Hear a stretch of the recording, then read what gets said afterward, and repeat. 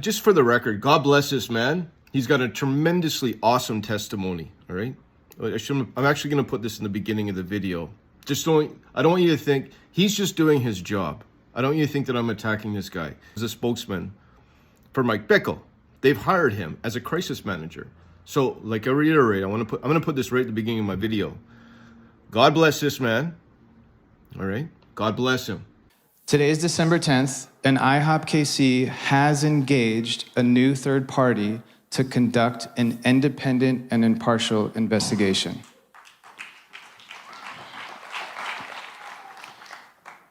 One more time. IHOP has engaged a new third party to conduct an independent and impartial investigation. What does that mean? Let me tell you a little bit about this firm.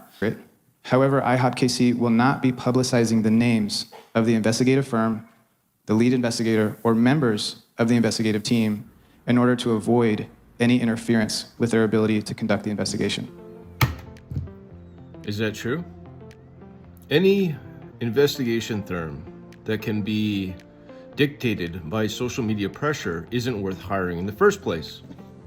I'll back that up. Why would he even say that? It's ridiculous. Because some guy, I'm the guy on YouTube, in Canada. The guy on YouTube is putting too much pressure on the high-priced investigational firms, so we're not going to publish their names. They're private. You know, it's interesting. I was thinking about it. We'll listen to this again. This is a critical part of this presentation. And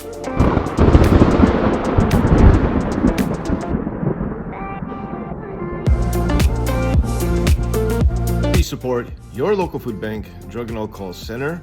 Now we have a major update. This is an escalation. This is Eric. He is a crisis manager that is being hired. This man, Stuart Greaves, has stepped down or stepped aside, and he's taking over. And what he says in this is actually quite revealing. We're going to look at it in this video. Thank you to my friends that are liking my videos. This is an update, came out 3 hours ago. In fact, it's so new I can't even use captions. They have to render. And also, I'd like to introduce Eric Volz. Eric, why don't you go ahead and come up? Eric is the managing director of the David House, which is an international crisis resource agency. It's widely recognized by the New York Times, as Eric has been involved in high-profile crisis cases. And I've appointed him to be the official spokesperson for IHOP to begin to make statements and different things and so forth. And so he's not a stranger to our community. And in fact, I'll share a little bit more about that in just a few moments. But he's a man of prayer, but has a lot of experience of how to manage complex and high-stakes emotional situations. There's been some debate about dates and timeline, but I can state without any doubt that from an organizational and community standpoint, this crisis commenced on October 24th. On that day, a group of men claiming to represent a group of alleged victims for the first time presented a complete set of allegations, including details of one sexual abuse allegation from 26 years ago against Mike Bickel. Stinson is a national law firm who's recognized for their work representing victims of sexual abuse. But that fact seemed to be overlooked. The advocate group also communicated a lack of trust. And so knowing that they would likely not participate, less than a week later, on November 10th, the ELT announced that they would not be proceeding with Stinson. And they engaged a local attorney who was going to start with the simple step of interviewing alleged victims. Again, I'm not a pastor, forgive me, but I'm speaking very carefully and very clearly. This is not how I would talk during a normal conversation.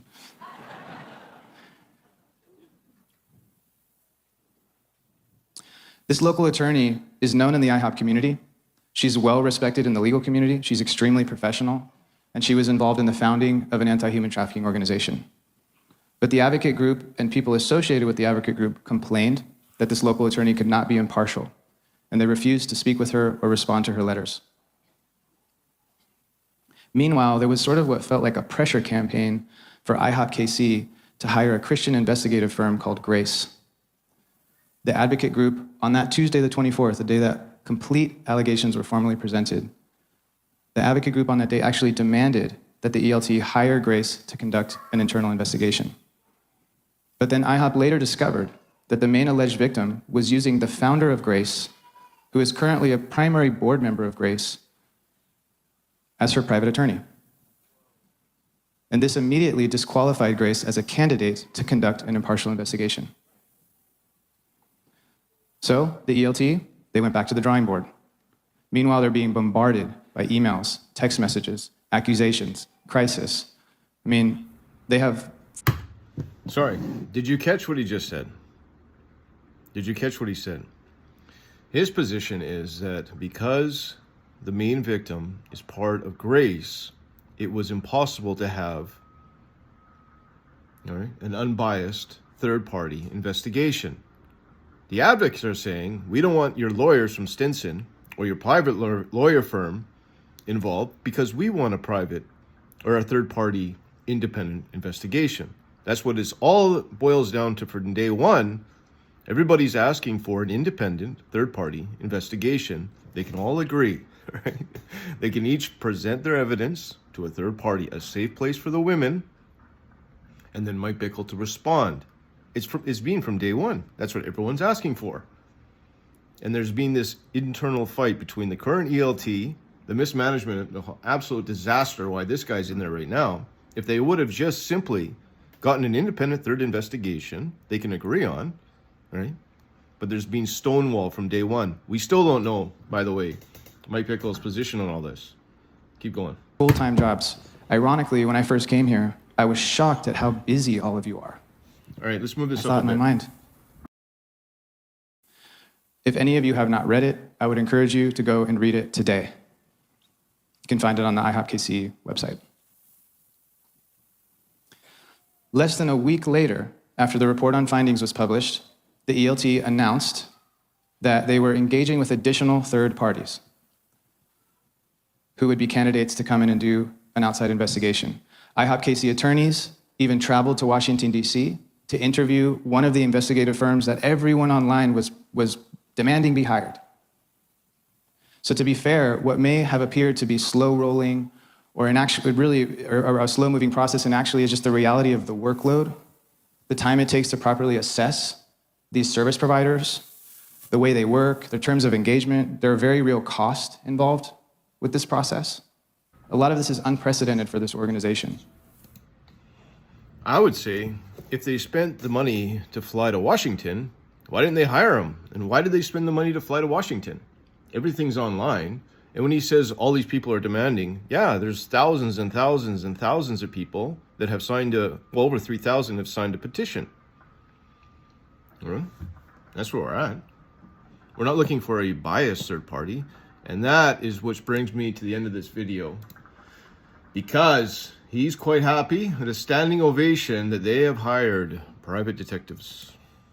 Communication during that time maybe wasn't what everyone had wanted, but I hope that providing you with even just this basic summary could bring a little bit of clarity. So now I have some good news. Today is December 10th. And I'm naming dates because all the armchair investigators online are going to be picking all this apart. Hello. The armchair investigator. Soy yo. Soy pastor de la calle. I'm the investigation. The investigator. 120. 120. Let's back that up. The armchair word. Today is December 10th, and IHOPKC has engaged a new third party to conduct an independent and impartial investigation.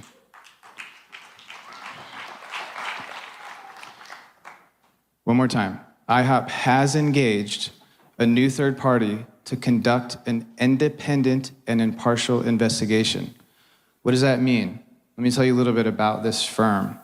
The firm has extensive experience conducting independent investigations into high-profile cases across the KC metro area, including cases of clergy abuse allegations. They are highly sought after due to the skill and thoroughness by which they conduct investigations. And I think most importantly, in this case, they are trauma-informed. What that means is they're trained in how to interact with people who are traumatized, with survivors of abuse. They know how to ask questions in ways that won't re-traumatize the subjects.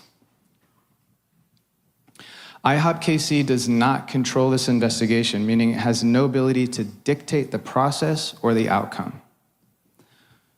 While IHOP is shouldering the financial burden, the investigators will operate completely independently. The investigators have already started. IHOPKC has turned over its documents. The investigators are in contact with the advocate group and all the known alleged victims.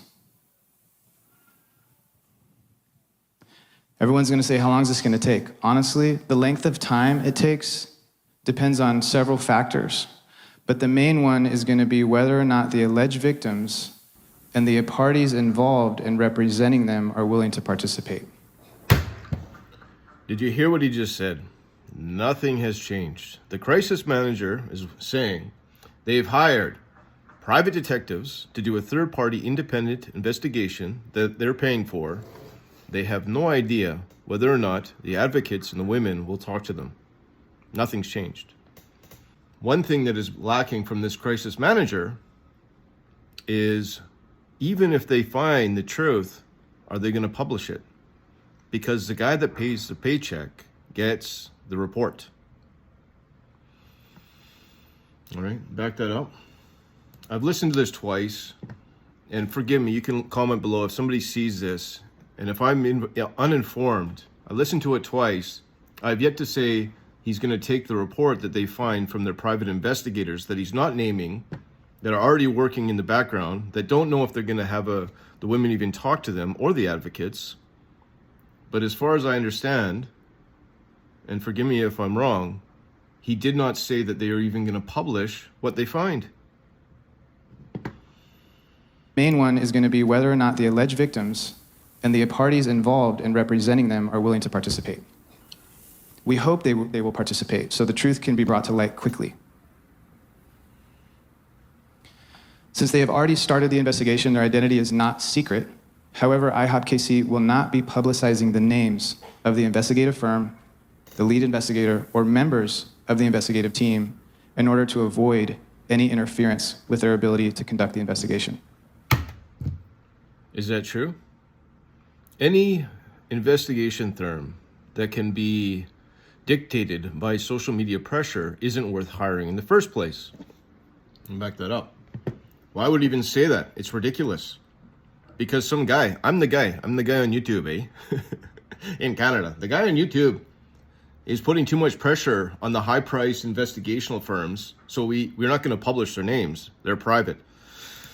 You know, it's interesting. I was thinking about it. We'll listen to this again. This is a critical part of this presentation. And just for the record, God bless this man. He's got a tremendously awesome testimony, all right? I'm actually going to put this in the beginning of the video. I don't want you to think he's just doing his job. I don't want you to think that I'm attacking this guy. This is a spokesman for Mike Bickel. They've hired him as a crisis manager. So, like I reiterate, I'm going to put this right at the beginning of my video. God bless this man. All right? God bless him. In Jesus' holy, precious name. In order to avoid any interference with their ability to conduct the investigation.